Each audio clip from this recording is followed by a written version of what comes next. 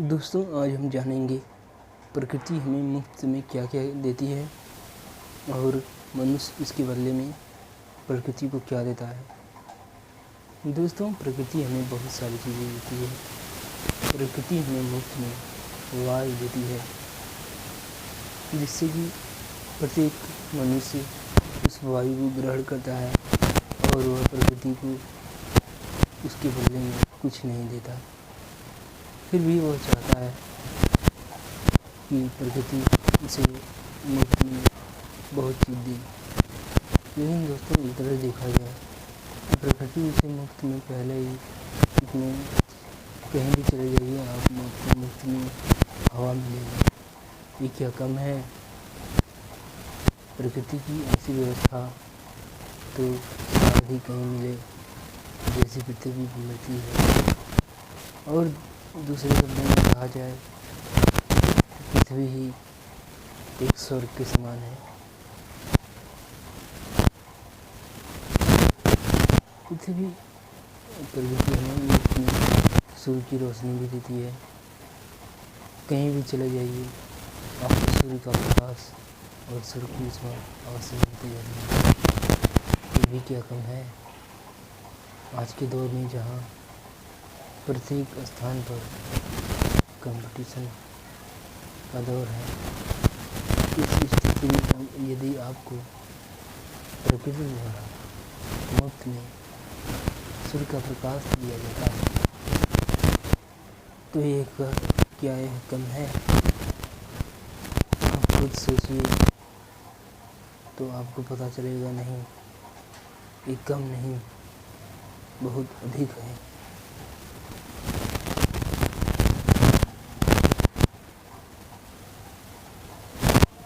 सूर्य के प्रकाश के अलावा पृथ्वी पर हमें अनेक चीज़ें भी दिखाई देती हैं, आए दिन दिखाई पड़ती रहती हैं।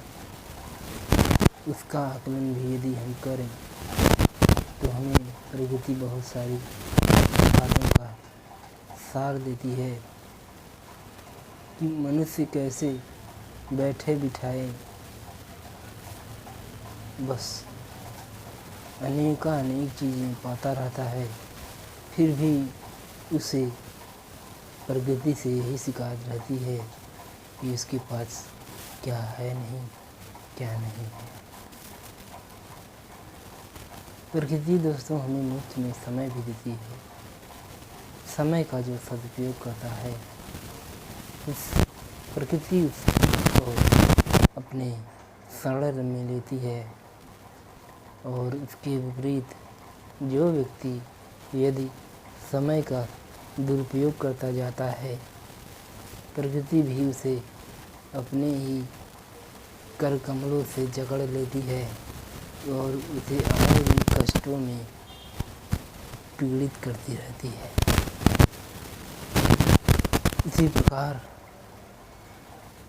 यह भी कहा जाता है कि प्रकृति हमें मुफ्त में जल भी देती है।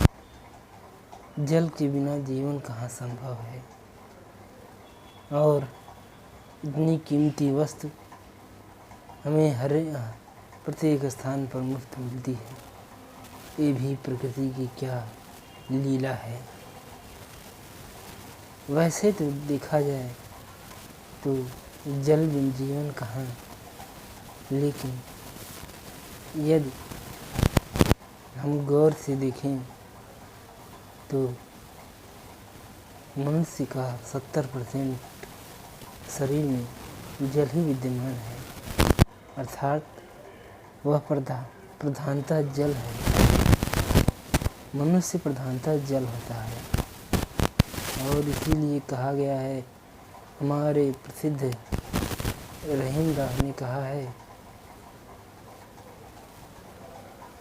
रहीमन पानी राखिए बिन पानी सब सून, पानी गए न उबरे मोती मानस चून। अर्थात हमें प्रकृति द्वारा प्रदत्त जल का संचय करना चाहिए, क्योंकि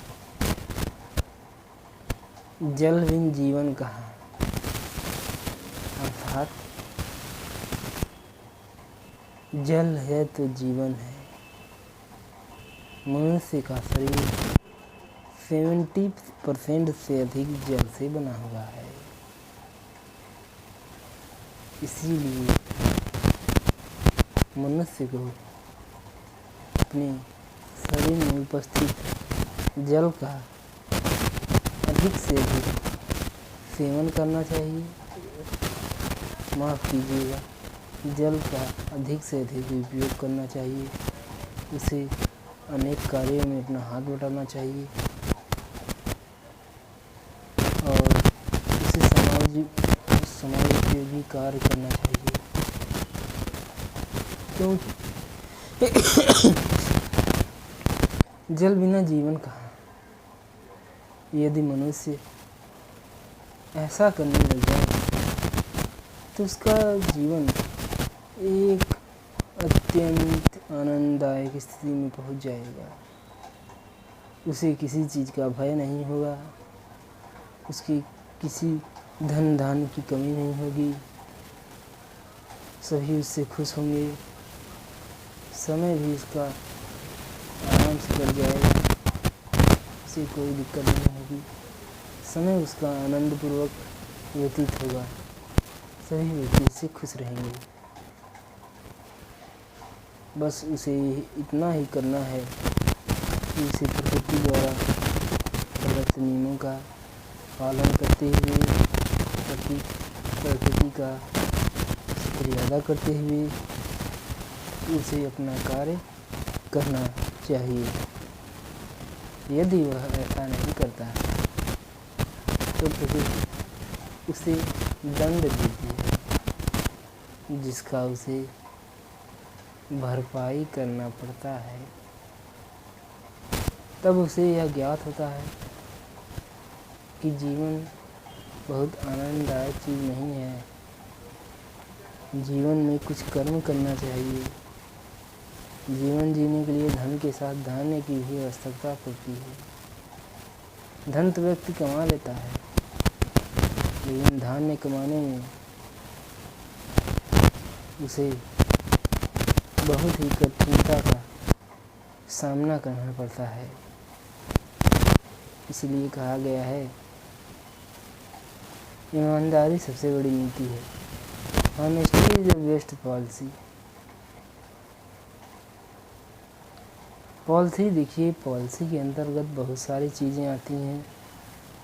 जैसे सरकार भी एक नीति बनाती है, इसी तरह मनुष्य की एक नीति है जिसे ईमानदारी कहते हैं। यदि मनुष्य ईमानदारी से चलेगा तो प्रकृति उसका साथ देती है, क्योंकि ईमानदारी की एक वाइब्रेशन होती है और प्रकृति की भी वाइब्रेशन होती है।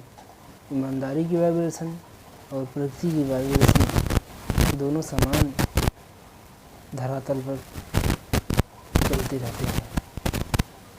चूँकि दोनों फ्रीक्वेंसी एक है, तो यदि व्यक्ति ईमानदारी के रास्ते पर चलता है तो वह प्रकृति यानी ईश्वर के बहुत निकट होता है। यदि व्यक्ति प्रकृति के निकट होगा तो प्रकृति इसकी सहायता अवश्य करेगी। इसलिए आप ध्यान रखिएगा कि जब भी आपके जीवन में कोई कष्ट आए तो आप लोग ईमानदारी का रास्ता मत छोड़िएगा। बहुत लोग क्या करते हैं कि ज़रा से भी कोई दिक्कत आ गई जीवन में, लगते हैं गैर ईमानदारी या बेईमानी का रास्ता अपनाने, जिससे प्रकृति उनसे दूर होती चली जाती है। परिणाम स्वरूप उन्हें और भी कष्ट का सामना करना पड़ता है।